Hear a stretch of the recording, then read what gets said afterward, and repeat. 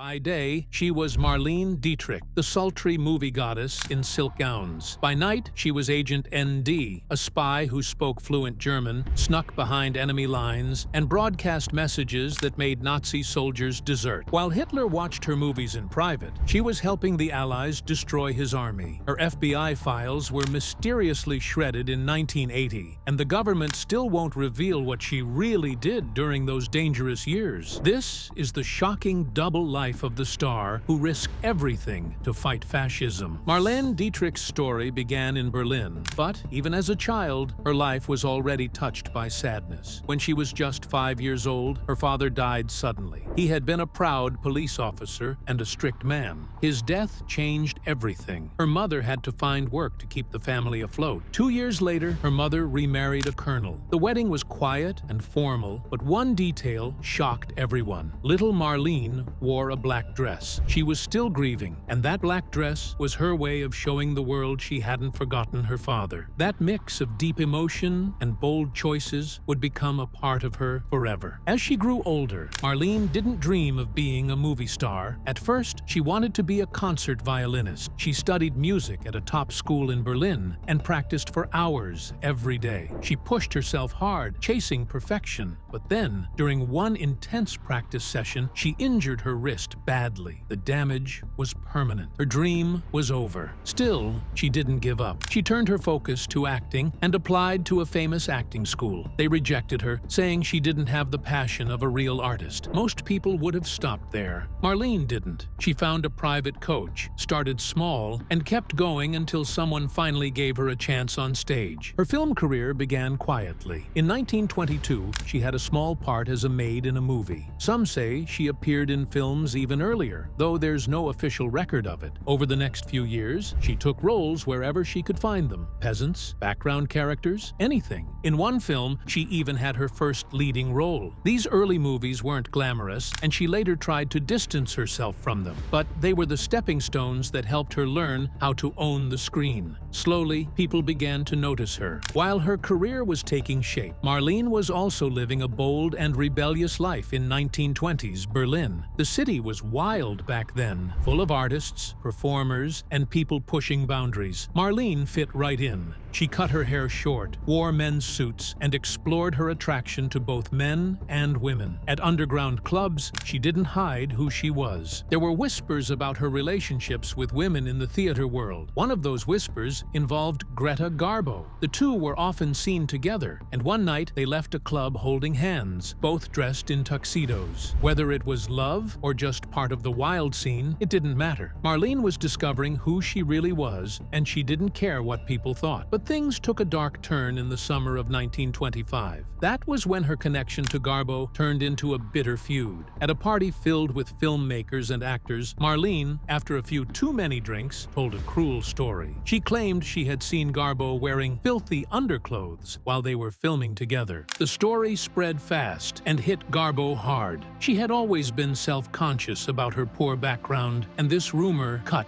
deep. After that, Garbo shut down. She stopped talking about Marlene entirely. Even years later, when they were both famous in Hollywood, it was as if Marlene no longer existed to her. Marlene Dietrich wasn't supposed to be the star of The Blue Angel. That role was meant to highlight Emil Jennings, one of Germany's most respected actors. But when the film came out in April 1930, it was Dietrich everyone remembered. She played Lola Lola, a cabaret singer who brought a stern schoolmaster to his knees. One moment in particular shocked audiences. She sat on stage with one silk-stockinged leg pulled high to her chest, staring down at the mesmerized man. It was bold, even scandalous. The author of the original novel was furious. He felt his serious story had been turned into a show all about Dietrich's legs, but none of that stopped her rise.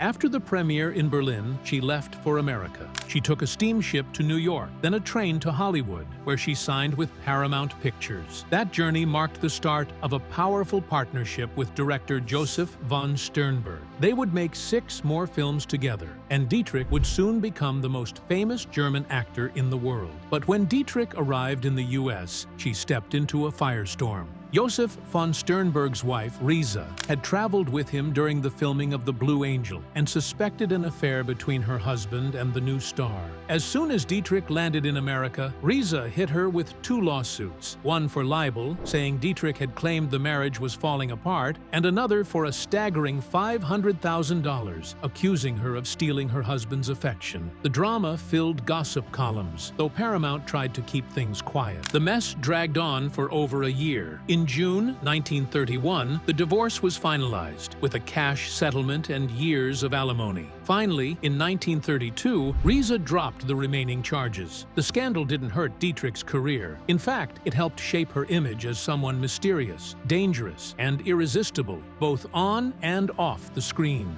Meanwhile, Paramount had a plan. They didn't just want Dietrich to be a star, they wanted her to compete with Greta Garbo, MGM's Swedish legend. From the moment she arrived, they worked to mold her into their version of Garbo. Von Sternberg studied Garbo's photos and films. Then they began changing Dietrich's look. She was told to lose weight, pluck her eyebrows into thin arches, wear long fake lashes, bleach her hair, and apply makeup that made her features sharper and more striking. There was even a rumor that her back teeth were removed to make her face slimmer. But no matter how much they tried to turn her into the new Garbo, Dietrich stayed herself. She became the only actress who came close to matching Garbo's power, and the only one who truly competed with her. That same year, Dietrich starred in Morocco alongside Gary Cooper. American audiences hadn't even seen her in The Blue Angel yet, but Paramount wasn't waiting. They launched a huge campaign to make her a star before the movie hit theaters. In Morocco, she played Amy Jolly, a cabaret singer torn between 2 men.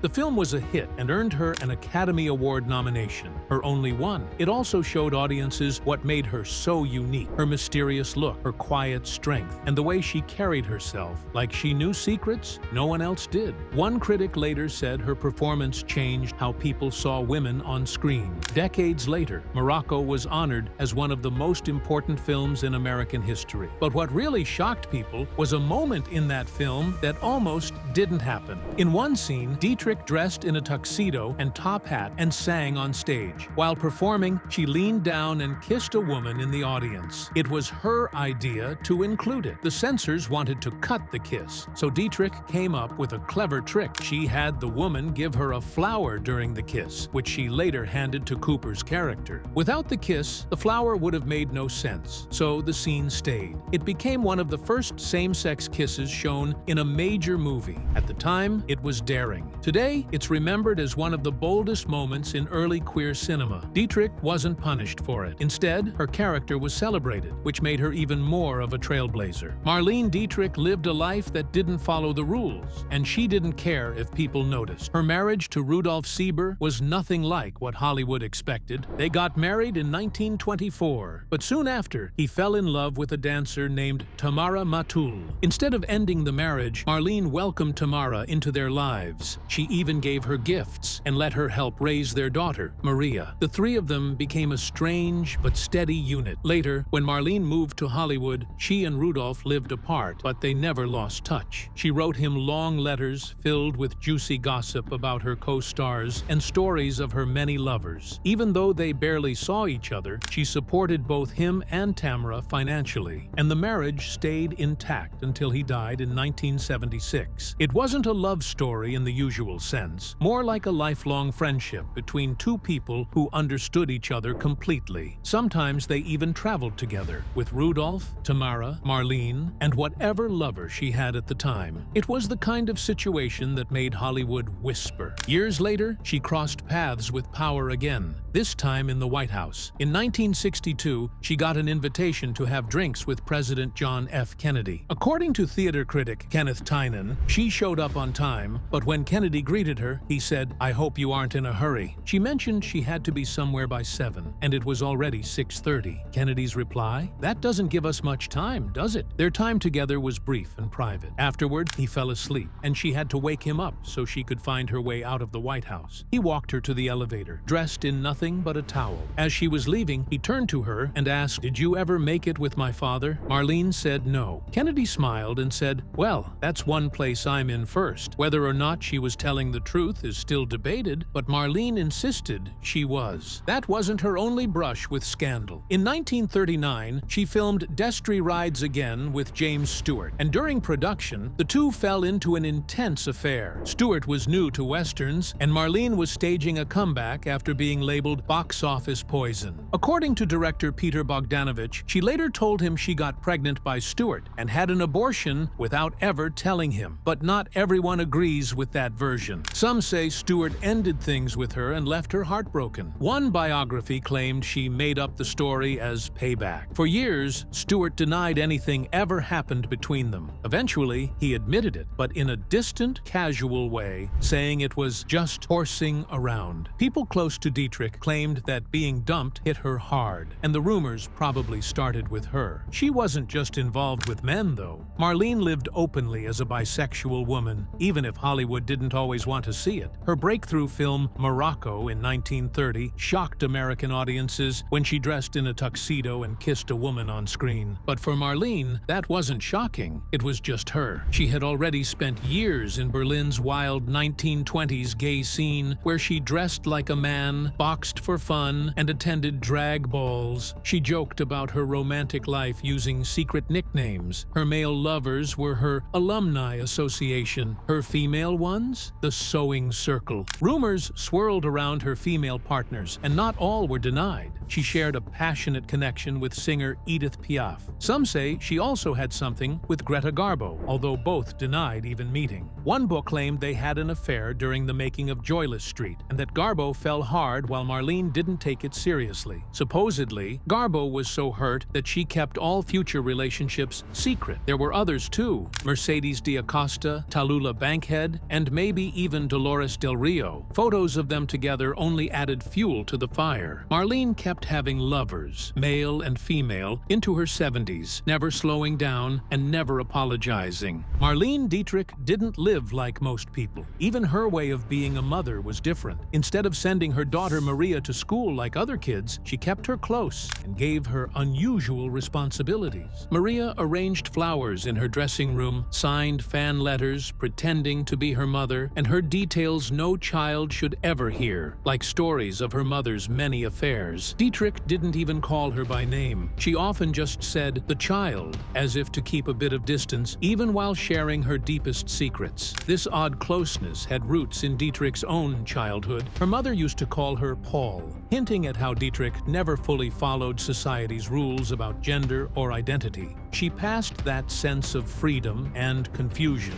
down to Maria, who was told from a young age that she would one day write her mother's life story. Years later, Maria did exactly that. Their lives only got more complicated. In 1932, not long after the Lindbergh baby was kidnapped and killed, Dietrich got a terrifying message. Someone said they were going to kidnap Maria next. It was a nightmare. Dietrich had just brought Maria to Hollywood to escape the rising danger in Germany. Now, she was scared all over again. She didn't want to call the police. She thought that would make things worse. Instead, she called in people she trusted. Her estranged husband, Rudolf Sieber, flew in from Germany. Her lover, Josef von Sternberg, showed up too. Even her close friend Maurice Chevalier joined them. Together, they surrounded Maria with round-the-clock protection. What Dietrich didn't know was that Sieber secretly told the police anyway, hoping to keep Maria safe without scaring Dietrich more. In the end, the threat disappeared, but Dietrich's fear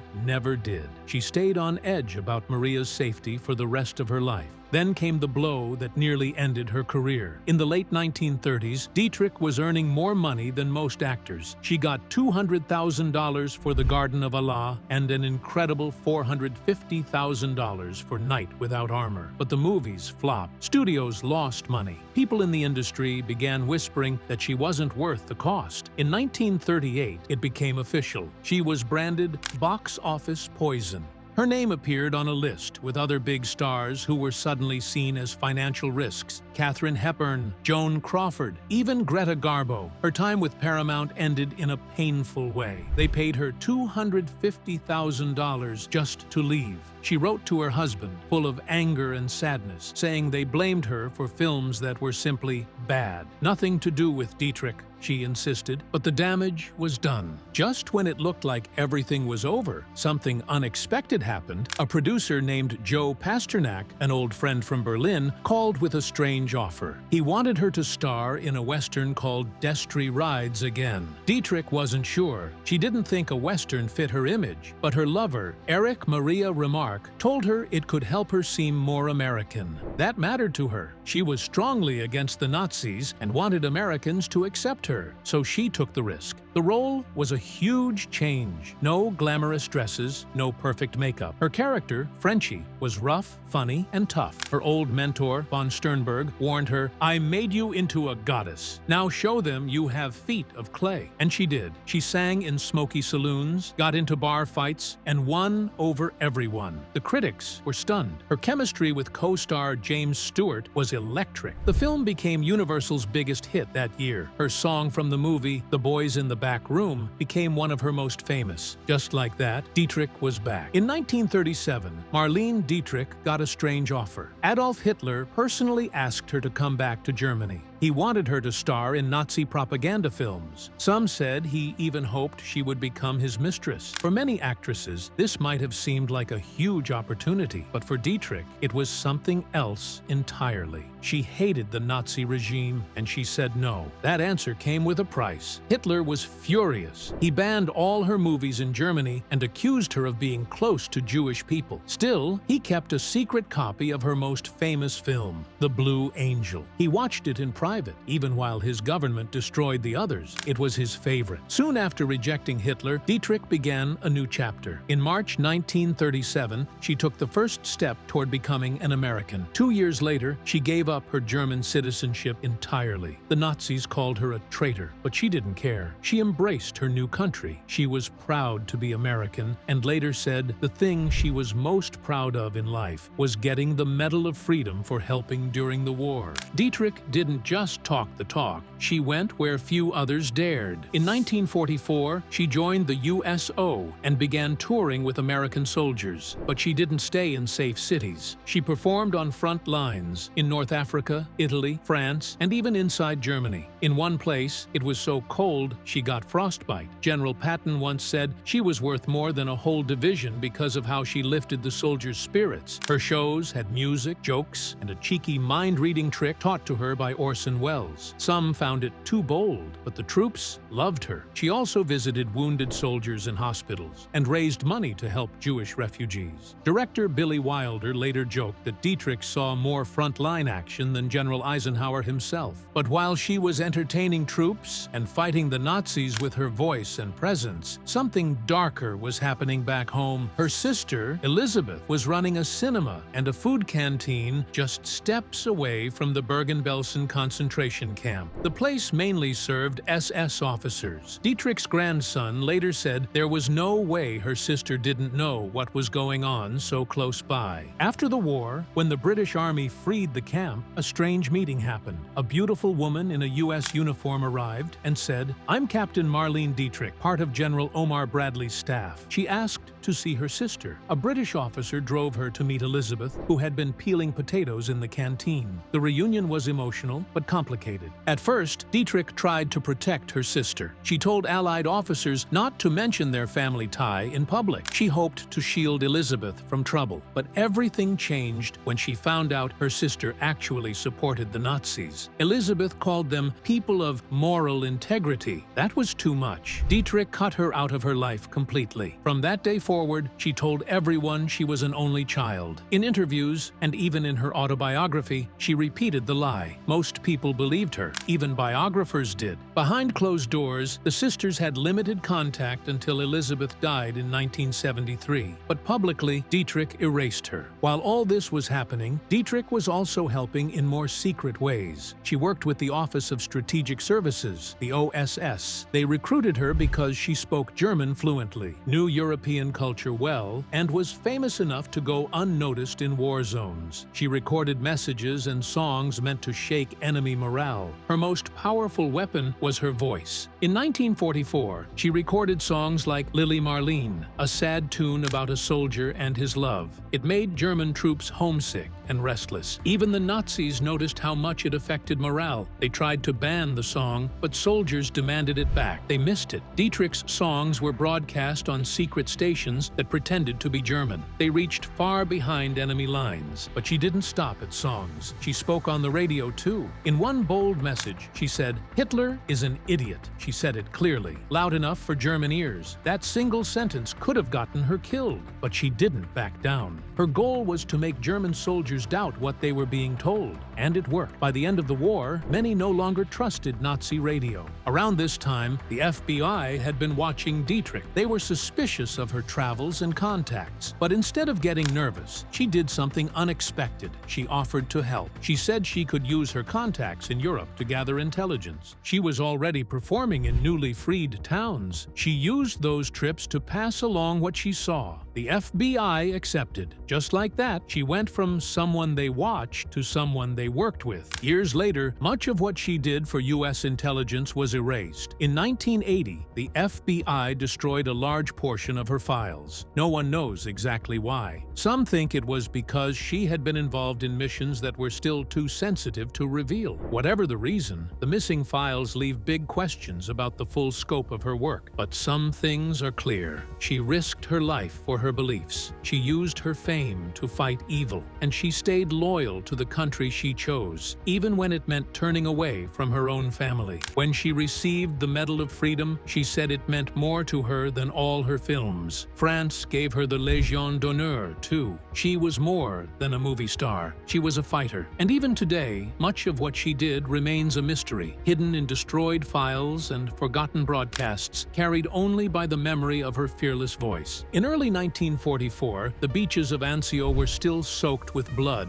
when Marlene Dietrich arrived. She was the first entertainer to reach the Allied soldiers there, just weeks after one of the war's deadliest battles. Over 7,000 Allied troops had died, and danger still lingered. Military advisors told her not to go. It was too risky, but Dietrich ignored them. She traveled straight into active war zones. During her shows, she could hear artillery booming in the distance. On February 23, 1944, her convoy was attacked by enemy aircraft. She had to dive into a ditch and wait there for nearly 3 hours. Then, she got back in her jeep and finished the journey to perform for the troops. What made her bravery even more striking was the fact that she was born in Germany. Now, as an American citizen, she was considered a traitor by the Nazis. If they captured her, they would have killed her. But when a commander told her to stay behind the lines, she simply said, "If those boys can face bullets, I can face bullets." That kind of courage never faded.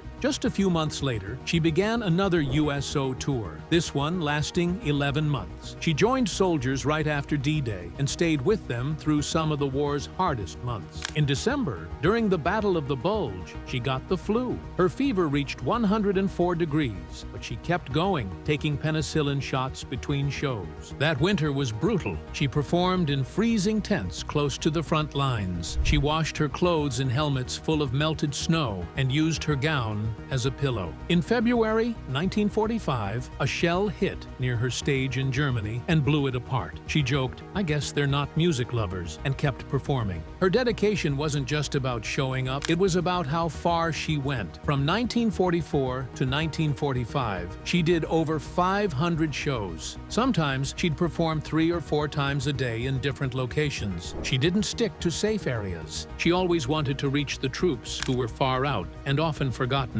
In March 1945, she performed 37 shows in just 14 days, driving through dangerous, freshly captured parts of Germany. Fellow entertainers joked that she was always trying to get them killed. Even General Patton once asked her why she took so many risks. Her answer was simple: out of decency. Her efforts didn't go unnoticed. In 1947, President Truman awarded her the Medal of Freedom, one of America's highest honors. 2 generals had nominated her, and And it wasn't just because of the number of shows. She ate with soldiers, slept near them in ruins, and lived through the same discomforts they did. That same year, France honored her too with the Legion of Honor. After the war, Dietrich returned to movies and worked with some of the greatest directors of the time. In 1948, she starred in A Foreign Affair, filmed in the ruins of Berlin. It was a powerful return to the city she had once called home. She followed that with Stage Fright in 1950,